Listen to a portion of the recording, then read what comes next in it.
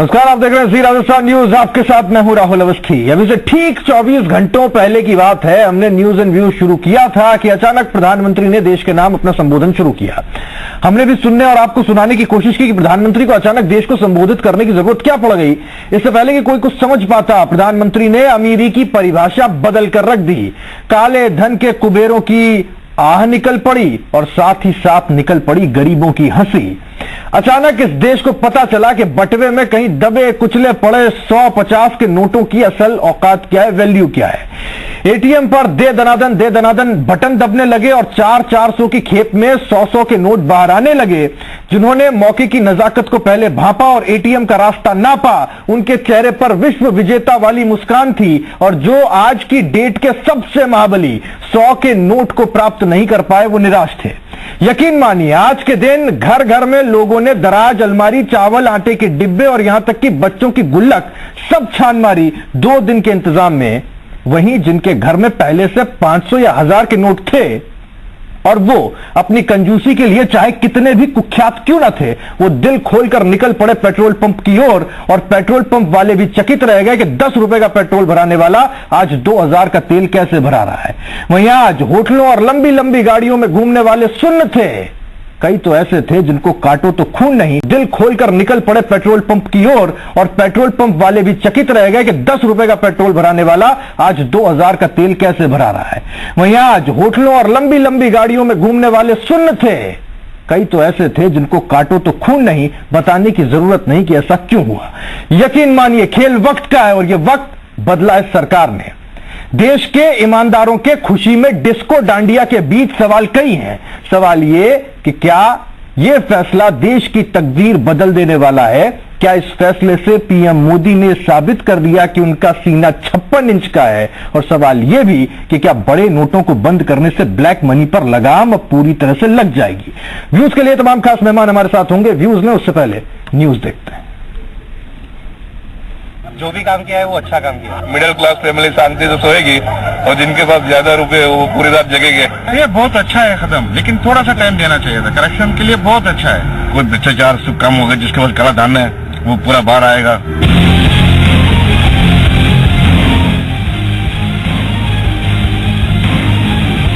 प्रधानमंत्री नरेंद्र मोदी ने black money पर जो सर्जिकल स्ट्राइक की, उसका असर देश भर में देखने को मिला।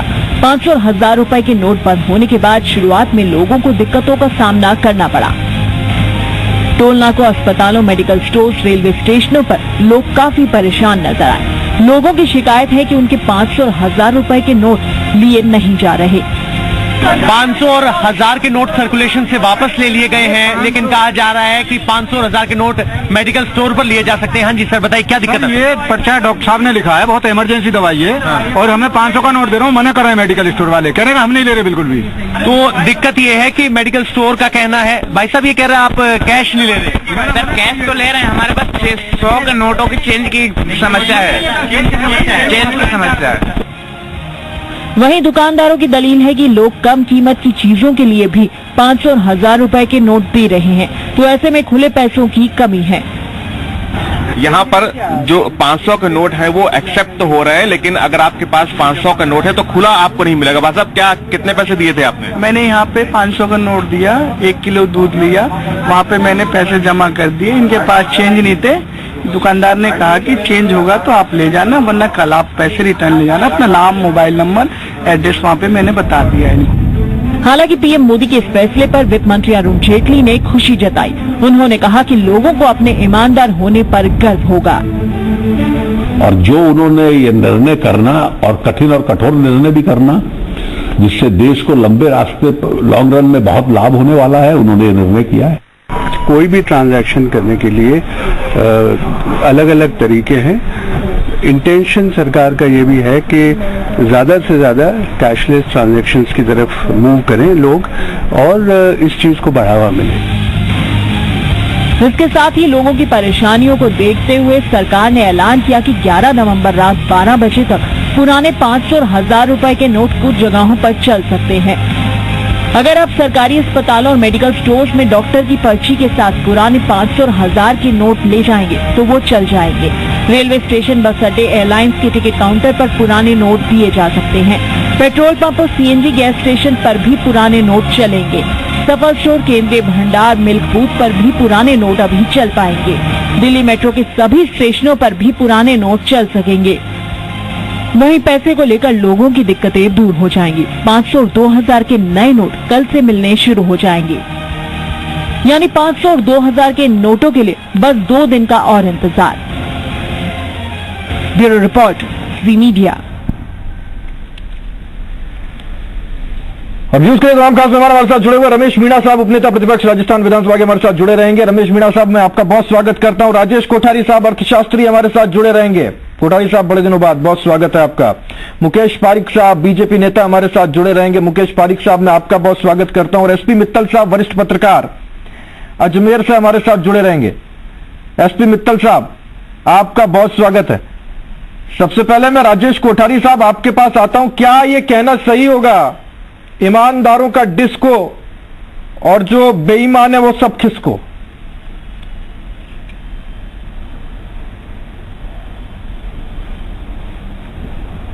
राहुल जी, आपकी आवाज नहीं आ रही? कोठारी साहब, अब अगर आप सुन पा रहे हो तो मैं जानना चाह रहा हूं, क्या ये सही होगा कहना कि ईमानदारों का डिस्को और जो बेईमान है वो सब किसको? नहीं राहुल जी, ये जो डिसीजन है, हेलो, हाँ, राहुल जी, ये जो डिसीजन है, ये कोई फिल्मी पैरोडिज्म नहीं है। हाँ, ये तो कठोर आर्थिक निर्णय है जो सरकार ने लिया है जी। क्योंकि हमें मान के चलते हैं कि जो भी जमाखोरी और जो भी ब्लैक मार्केटर हैं, वो अपना जो पैसा है वो बड़े डिनोमिनेशन के नोट में रखते हैं, और अचानक वो नोट इनवैलिड हो जाए, हाँ, तो सरकार का यह मानना है कि जो नोट सर्कुलेशन में आएंगे नहीं, जो इनवैलिड हो गए, उतने रुपए का ब्लैक मनी अपने आप ही बाजार से खत्म हो गया। ठीक है ना। दूसरी ओर मैं आपको ये ध्यान देना चाहता हूं कि ये मान लेना कि इन नोटों को सर्कुलेशन से बाहर होने से देश के अंदर ब्लैक मनी ही खत्म हो जाएगी, ये थोड़ा सा अतिशयोक्तिपूर्ण होगा। इतिहास गवाह है, 78 के अंदर भी रातों रात 1000 रुपए का नोट सरकार ने डिमोनेटाइज कर दिया था, पर उसके बाद भी ब्लैक मनी का जो प्रकोप है वो कम नहीं हुआ बल्कि बढ़ता ही गया। ये आप थोड़ा सा मैं संक्षेप में थोड़ा सा ये समझता हूँ कोठारी साहब, क्या ये शुरुआत है? इसके साथ और बहुत सारी चीजें करनी होगी, तब जाकर के वो मुकम्मल स्थान मिल पाएगा कि हम कह पाए ब्लैक मनी पर पूरा कंट्रोल है। राहुल जी, ये बिल्कुल शुरुआत है। शुरुआत क्या, बल्कि अपन तो मध्य में आ गए, क्योंकि इससे पहले सरकार ने 2-3 स्कीम लेके आए थे। कोई आईडीएस स्कीम आई थी, कोई दूसरी स्कीम आई थी, वो अपेक्षित सफलता नहीं मिली, तो सरकार ने जैसे पेशेंट की डोज बढ़ा देना, वैसे एक डोज उन्होंने सरकार ने और बढ़ा दी है। पर ये अंत नहीं है, ये बिल्कुल अंत नहीं मानेगा। सरकार प्रतिबद्ध है, जैसे सरकार कहती है कि हम इस देश से ब्लैक मनी को बाहर करके रहेंगे, तो मेरे ख्याल से ये डोज की मात्रा बढ़ाई है। ये आखिरी हथियार नहीं है, बल्कि हथियार की श्रृंखला में थोड़ा सा ये घातक हथियार हो सकता है। ठीक है, मैं एसपी मित्तल साहब आपके पास आ रहा हूं। खैर, वैसे पत्रकारों को ज्यादा कैश की दिक्कत होती नहीं है, क्योंकि हमारे पास होता ही नहीं है, पर कैसा रहा ये 2 दिन, कैसे रहे?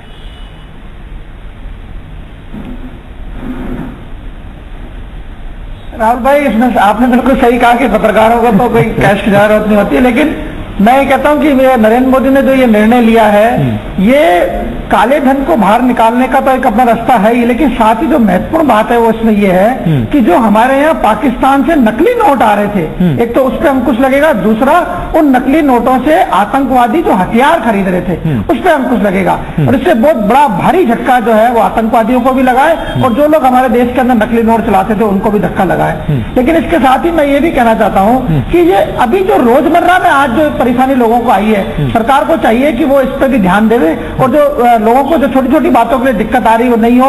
जैसे अभी आज एक सरकार ने बहुत अच्छा एक डिसीजन लिया, इसमें सरकार की प्रशंसा की जानी चाहिए कि जिस तरीके से टोल नाकों पे आज भीड़ रही दिन भर, तो सरकार ने शाम होते होते सारे टोल नाकों को 11 नवंबर तक फ्री कर दिया है। मेरा ये मानना है कि जब कल बैंक खुलेंगे तो बैंकों के अंदर जबरदस्त भीड़ होगी, लोग एक्सचेंज कराएंगे, अपने खातों में पैसे जमा कराएंगे, तो सरकार को अभी से इस बात की तैयारी करनी चाहिए। हो सकता है सरकार ने तैयारी भी की हो कि कल बैंकों में मारामारी नहीं हो, बैंकों में स्मूथ तरीके से काम चले और लोगों को जितनी जल्दी इस संकट से निजात दिलाई जा सकती है उतनी निजात दिलाई जाए। साथ ही इस मामले में नरेंद्र मोदी सरकार की इस बात की प्रशंसा करनी पड़ेगी कि इतना बड़ा महत्वपूर्ण निर्णय जिससे आम व्यक्ति प्रभावित था उसको बहुत गोपनीय तरीके से रखा। जब रात को 8 बजे नरेंद्र मोदी ने जब घोषणा की तभी लोगों को पता चल पाया कि ये ऐसा इतना बड़ा डिसीजन हुआ है। इसलिए सरकार को इस बात का भी साधुवाद कि उन्होंने इसकी गोपनीयता को बनाए रखा। बिल्कुल, यानी बड़े स्ट्रेटेजी के साथ में एक स्ट्रेटेजिक सर्जिकल स्ट्राइक थी जिसको कि अंजाम दिया गया ब्लैक मनी के खिलाफ। मुकेश जी, मैं अब आपके पास में आ रहा हूं, आप मुझे ये चीज बताइए, क्योंकि मैं आज कई लोगों को सुन रहा था, उनकी परेशानियों को सुन रहा था, हमने उनसे बात करने की भी कोशिश की। कई चीजें ऐसी थी जो रोजमर्रा की दिक्कतें जो सॉल्व हो जाएंगी, लेकिन मेरा सवाल उन लोगों को लेकर है। हमसे आज फोन करके एक लड़की ने कहा कि उसकी शादी है कल, 6 लाख रुपए उसके घर में उन लोगों ने इकट्ठा किए हैं, लेकिन अब वो किसी काम के नहीं, कागज के टुकड़े बन गए। ऐसे लोगों के लिए कुछ व्यवस्था हो, शादी नहीं रुक सकती, खून पसीने की कमाई है, कुछ व्यवस्था होनी चाहिए। अगर उसने 6 लाख रुपए बैंक से निकाले हैं और उसके बैंक से निकले हुए तो वो 6 लाख रुपए वापस बैंक में जमा हो जाएंगे, ये ऐसी व्यवस्था है। तो इसलिए उसके वो 6 लाख रुपए कागज के टुकड़े नहीं हो गए। नहीं, मैं ये कह रहा हूं कल अगर उसकी शादी है, कल उसकी शादी है, सावे थोड़ी रुकेंगे, सावे तो उसके जैसे आज के थे, कल मुहूर्त है, तो फिर वो इतनी जल्दी व्यवस्था कैसे करेंगे? ये चक्कर है, ये थोड़ी सी प्रॉब्लम है। कुछ लोगों के साथ ही हुई है दिक्कत, लेकिन है जेन्युइन। ये जो निर्णय है मोदी जी का बहुत ही कठोर लेकिन साहसिक और स्वागत करने योग्य निर्णय है। इस निर्णय से काला धन तो रुकेगा ही रुकेगा, जैसा अभी मित्तल साहब ने भी बताया। इससे अलगाववाद, आतंकवाद, उग्रवादी, जिन लोगों को भी जो इस काले धन के बल पर हमारे इस देश में अशांति फैलाते थे, हमारे इस देशद्रोही गतिविधियों में शामिल थे, उन पर भी एक बहुत बड़ा अंकुश लगेगा। ये इसके लिए एक बहुत हमने आज झारखंड से रिपोर्ट भी दिखाई थी साहब, आपकी बात तो दम भी है। नक्सली बड़े परेशान है साहब, उनके पास कैश रखा हुआ है, कई लोगों से उन्होंने जो वसूली की थी, जो उनका बेसिक धंधा है, उसके बाद में वो कैश लेकर कहां जाए, वो मारे फिर रहे। ये रिपोर्ट्स हमारे पास भी है, जानकारी हमारे पास भी है झारखंड से। ये इसका असर दिखने भी लग गया, वो परेशान होने लग गए। मैं आऊं आपके पास में कोठारी साहब, लेकिन उससे पहले मैं चाहता हूं एक बार मीणा साहब आपसे प्रतिक्रिया ले लेता हूं। आप क्या सराहना कर रहे हैं दिल खोल के कि क्या कदम उठाया है? माशाल्लाह, मजा आ गया।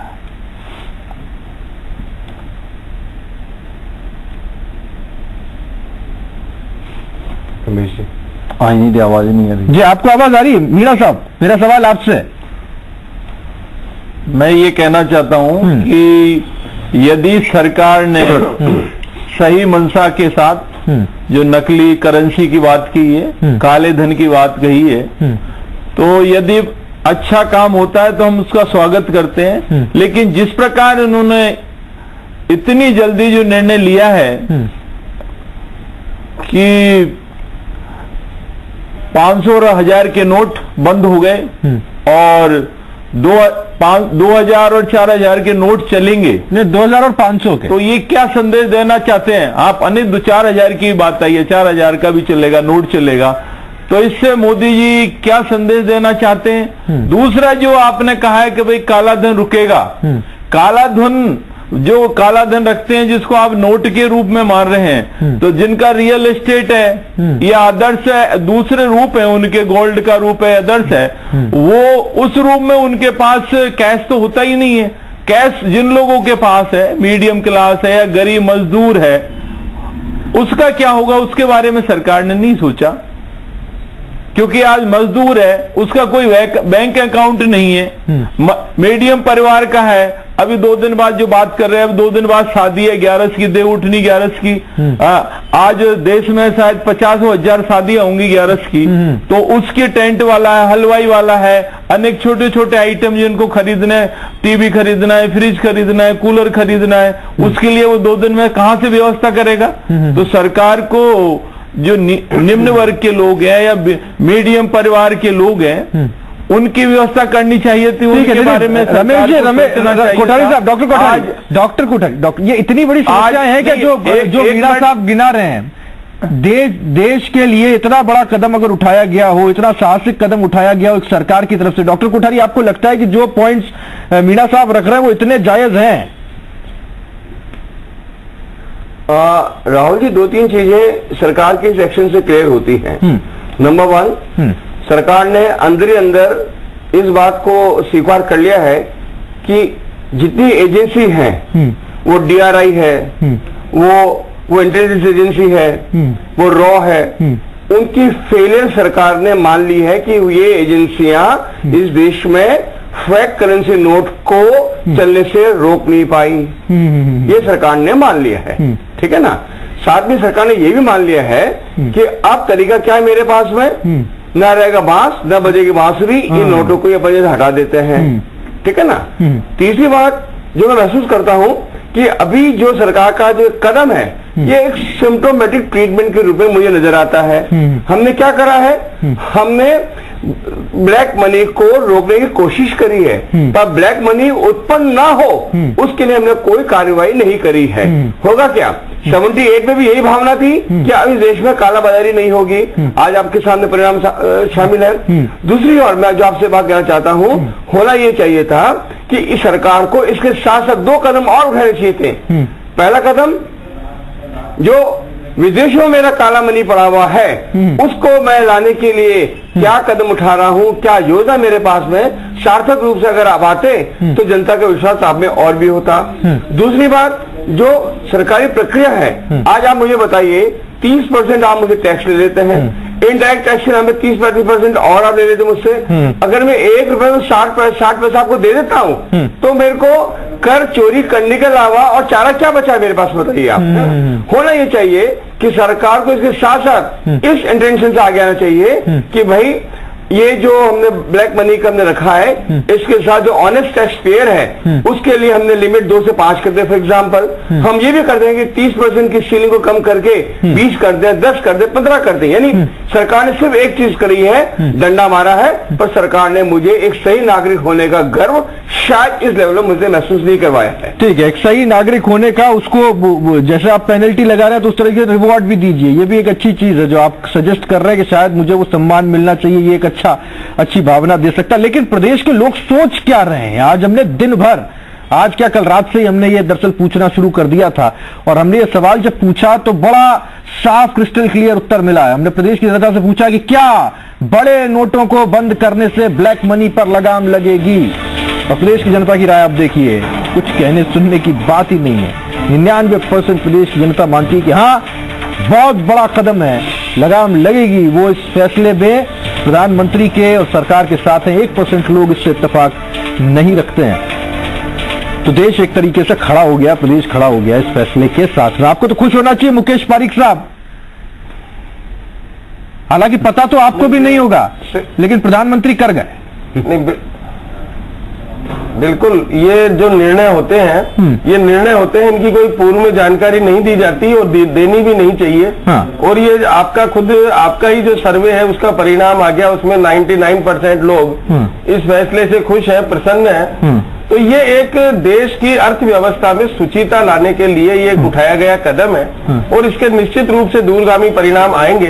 और मैं ये मानता हूं कि जो नरेंद्र भाई मोदी ने जो पिछले दिनों में जो हमारे देश में जिस प्रकार से भ्रष्टाचार का बोलबाला हुआ था, उन्होंने अपने कार्यकाल में, जो उनका कार्यकाल अभी चल रहा है, उसके दौरान भ्रष्टाचार में तो उन्होंने कमी लाई ही है। भ्रष्टाचार पे उन्होंने रोक लगाम लगाने की कोशिश की है। साथ ही इस देश की अर्थव्यवस्था की सुचिता के लिए एक ये बहुत बड़ा कदम है जिसका हमको स्वागत करना चाहिए, कर भी रहे हैं और आने वाले दिनों में इसके परिणाम मिलेंगे। मैं एक विश्वास दिखा सकता हूं। ठीक है, तो अभी इन्होंने प्रदेश की जनता ने आपको उत्तर दे दिया। अब मैं एक सवाल लेना चाहता हूं। देखिए मित्तल साहब, बहुत इंपॉर्टेंट सवाल उठाया था कोठारी साहब ने कि अगर आपको किसी को पनिश कर रहे हो तो किसी को रिवॉर्ड भी दीजिए जो साहब टाइम पे टैक्स दे रहे हैं, जो टैक्स पेयर्स हैं, जो अपने खून पसीने की कमाई के अंदर से बड़े ही ईमानदारी के साथ टैक्स देते हैं। प्रदेश की जनता अगर ये कहती है कि 99% लोग इस फैसले के साथ में खड़े हुए हैं, वो बहुत खुश महसूस कर रहे हैं, क्या ये समझें कि दूसरों को पनिश करना भी वो खुद का रिवॉर्ड समझते हैं कि कम से कम इन काला धन रखने वालों के खिलाफ कुछ कार्रवाई तो हुई, कुछ तो किया?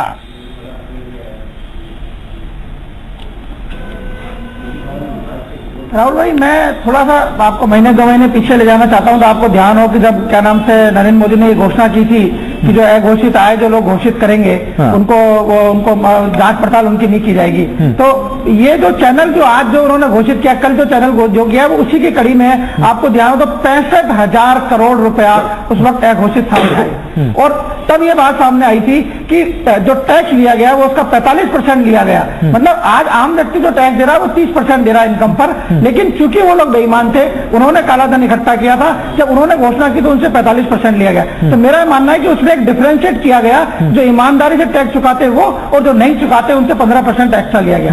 कल की जो घोषणा की गई है मैं उसको उसी क्रम में आगे देखता हूं कि जो लोग क्या नाम से, जिन लोगों ने गलत तरीके से पैसा इकट्ठा करके अपने घर में रखा है, अब उनको क्या नाम से मजबूरी में वो पैसा बैंकों में जमा कराना पड़े। मेरा ये मानना है कि इसकी जो तीसरी कड़ी होगी, जो मैं अपना अनुमान से अपना जो कह सकता हूं कि आने वाले समय में अब जब बजट आएगा तो उसमें जो आयकर की सीमा उसको बढ़ाया जाएगा। अभी आयकर की सीमा 2.5 लाख और 3 लाख है, तो मेरा ये मानना है कि शायद ये 5 या 6 लाख से बढ़ जाएगी। तो ये जो अभी अर्थशास्त्री जी जो बात कर रहे हैं वो उसी क्रम में आ जाएगी कि जो लोग ईमानदारी से टैक्स चुका रहे हैं उनके लिए एक सम्मानजनक स्थिति सामने आएगी। रमेश मीणा साहब, आर्थिक सुधार जब 92 में 90 के दशक के शुरुआत में जब मनमोहन सिंह सरकार ने किया था और उसका क्रेडिट लंबे वक्त तक कांग्रेस लेती रही, आपको लगता है कि अब नरेंद्र मोदी साहब के पास भी एक वो तमगा है, अब वो बिल्ला चेस्ट पे लगा के घूमेंगे साहब, और बीजेपी भी ये कहेगी देखिए ये होता आर्थिक सुधार रातों रात? मैं ये कहना चाहूंगा कि अभी जो लग रहा है इससे आप एक तरह से देखें, किसान को कोई फायदा होने वाला नहीं है, मजदूर श्रमिक है उसकी कोई आय बढ़ने वाली देश को तो फायदा हो रहा है ना सर, और गरीब आदमी तो फायदा हो रहा है ना सर, गरीब आदमी नहीं, कम से कम चोर तो पकड़ा जा रहे हैं इसमें जो, अब इसमें फायदा कैसे दे दे कोई किसी को? ये तो चोर पकड़ने का सिस्टम है ना सर।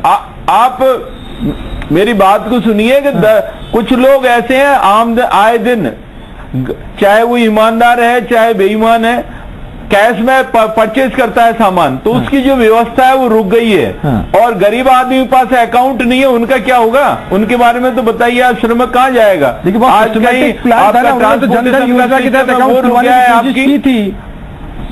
और ग्रोथ जो रेट है इसकी जो है जीडीपी गिरेगी निश्चित रूप से, आपका शेयर मार्केट लुढ़क गया है, ये भी आपको अच्छी तरह जानकारी है।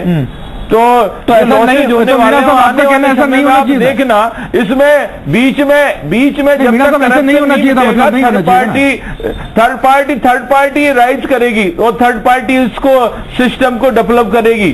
आप ऐसा नहीं होना चाहिए था, होना चाहिए था, नहीं होना चाहिए, यदि अच्छा होता है स्वागत करते हैं, लेकिन हमें नहीं लग रहा कि भाई ये अच्छा कदम है। अच्छा, ये अच्छा नहीं है, ये गलत फैसला है, ये कांग्रेस का स्टैंड है? मुझे नहीं लग रहा है। अभी आने वाले अभी 2-4 दिन रुकिए, आप 50 दिन का जो मास्टर स्ट्रोक लगेगा, जनता 125 करोड़ की जनता का आप देखिए, आप हालात अब आपको कुछ दिनों में पता लग जाएंगे, नजर आ जाएंगे कि नहीं ये गलत है, ये आपका कहना है कि नहीं ये ऐसे नहीं होना चाहिए, तो और भी इंप्रूवमेंट नहीं। हम तो जो मंशा कह रहे हैं कि यदि अच्छा काम होता है तो स्वागत करेंगे, लेकिन जिस प्रकार जो सिस्टम अभी कोठारी जी ने चर्चा की, अच्छा होता है तो करेंगे, जब नहीं होगा तो आलोचना करेंगे। आप मंशा पे तो बात कीजिए, मंशा अच्छी है कि नहीं है, आप ये तो कह सकते हैं, उसके बाद तो आलोचना करने के लिए हम भी बैठे हैं। हम तो आलोचना करने बैठे, हम तो आलोचना, हमारा काम ही आलोचना करना। टैक्स देते ही नहीं, उनको जानकारी नहीं है टैक्स की, अभी गाँव में। ठीक है मित्तल साहब, संक्षेप में कुछ जोड़ना चाह रहे हैं? उनको जानकारी नहीं है। ठीक है, ठीक। मित्तल साहब, वक्त की कमी, मुझे माफी चाहूंगा, मैं आपको रोकना पड़ रहा है। मित्तल साहब माफी चाहूंगा, वक्त की कमी है, आगे हम इस डिबेट को बढ़ाते रहेंगे, हम आगे आने वाले दिनों में भी इस पर चर्चा करते रहेंगे साहब। आने वाले वक्त में साहब तस्वीर बनती क्या है, लेकिन शुरुआत शानदार है, जबरदस्त है। कम से कम ये पता तो चले कि मर्ज अगर है तो उसका इलाज हो कैसे। कड़े फैसले लिए गए, 4 दिन की अगर दिक्कत भी होती है देश तैयार है, और ये बता भी रहा है देश, साहब आप लीजिए कड़े फैसले, हम आपके साथ में खड़े हुए, लेकिन बेईमानी बर्दाश्त नहीं होगी। तमाम खास मेहमानों को बहुत बहुत शुक्रिया हमारे साथ जुड़ने के लिए। आज न्यूज एंड व्यूज में इतना ही। आप देखते रहिए जी राजस्थान न्यूज, प्रदेश का नंबर 1 न्यूज चैनल। नमस्कार।